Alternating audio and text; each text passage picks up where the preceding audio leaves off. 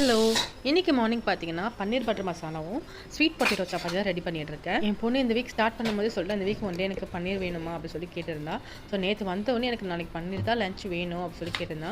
ஏன்னா வந்து அகாடமிக்கில் பார்த்தீங்கன்னா லாஸ்ட் ஃபுல் டே நாளைக்கு தான் அவளுக்கு, இதோட ஆஃப் டே, அதுக்கப்புறம் ஆனுவல் எக்ஸாம் முடிஞ்சு அதோட லீவ் அந்த அம்மாவுக்கு. ஸோ அதனால் சரி ஓகே லாஸ்ட் டேன்றனால அவள் விருப்பப்படியே நமக்கு செஞ்சு கொடுத்துடலாம் சொல்லிட்டு ரெடி பண்ணிட்டு இருந்தேன். இந்த பன்னீர் பட்டர் மசாலா பார்த்தீங்கன்னா எப்பவுமே 2 டிப் பண்ணுவேன். சம்டைம்ஸ் லேட் ஆகிடுச்சுன்னா அது ஒரு இன்ஸ்டண்ட்டாக இது எல்லா இன்க்ரீடியும் குக்கரில் விசில் போட்டு எடுத்து அது ஒரு மெத்தடில் பண்ணுவேன். அது அந்த மெத்தட் வந்து இன்னும் நான் உங்களுக்கு செஞ்சு காமிக்கிறேன். இன்றைக்கி பார்த்தீங்கன்னா ரெகுலராக எப்பயும் போல் வெங்காயம், தக்காளி, காஞ்ச மிளகா, முந்திரி, பட்டை, லவங்கம், பிரிஞ்சி இலை கூடவே வந்து ஸ்டார் வச்சுருக்கேன். ஸோ வேறு எதுவுமே இல்லை, இவ்வளோ தான் இன்க்ரீடியன்ட். வந்து கொஞ்சமாக பட்டர் ஆட் பண்ணி கடலெண்ணெய் ஆட் பண்ணி வெங்காயம், தக்காளி, காஞ்ச மிளகா, பட்டை, லவங்கம் கூடவே பார்த்தீங்கன்னா ஸ்டாரு, பிரிஞ்சி இலை இது மட்டும் போட்டு ஃபஸ்ட்டு நல்லா வதக்கிக்கணும்.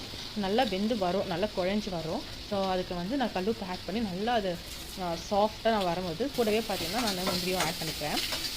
ஆட் பண்ணி இது நல்லா வெந்துட்டு வரணும். அது வரைக்கும் கொஞ்சம் அதுக்குள்ளே வந்து நம்ம சப்பாத்தி மாவு ரெடி பண்ணிக்கலாம் சொல்லிட்டு ஆல்ரெடி வந்து ஸ்வீட் பொட்டேட்டோ வந்து விசில் போட்டுருந்தேன், நல்லா வெந்து வந்துருக்கு.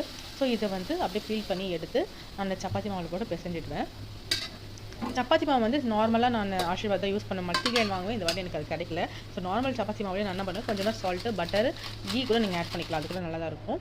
ஸோ என்ன எண்ணெயோ அது உங்களோட ஆப்ஷனல் தான். கூடவே பார்த்தீங்கன்னா கூட வரும் 3 ஸ்வீட் பொட்டேட்டோ ஆட் பண்ணி அது நல்லா பிசைஞ்சு நல்ல ஒரு சாஃப்டாக வரும்.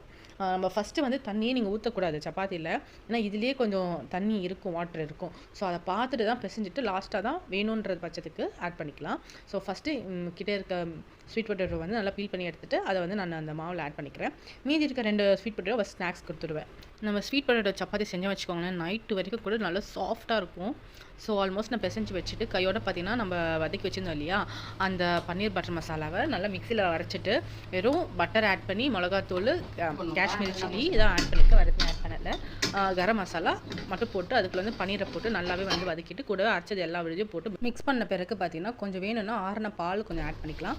பண்ணிட்டு லாஸ்ட்டாக வந்து கஸ்தூரி மேத்தி போட்டோன்னா பன்னீர் பட்டர் மசாலா ரெடி.